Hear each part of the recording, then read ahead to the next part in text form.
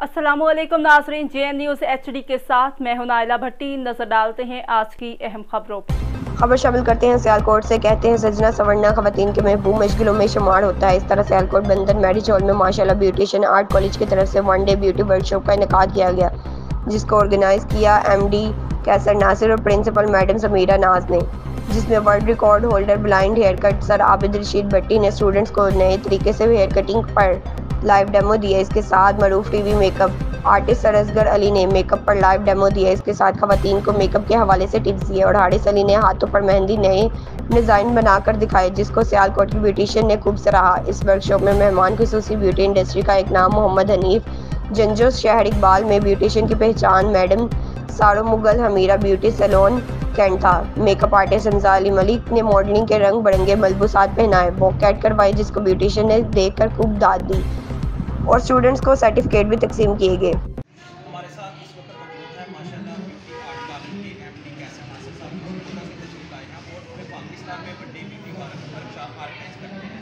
उनसे पूछते हैं कि सियालकोट में आकर आपको कैसा लगा।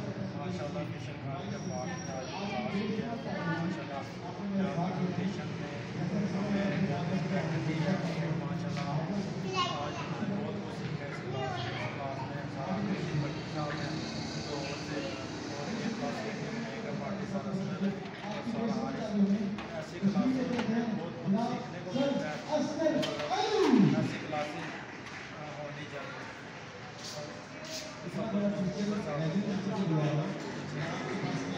बहुत शुक्रिया।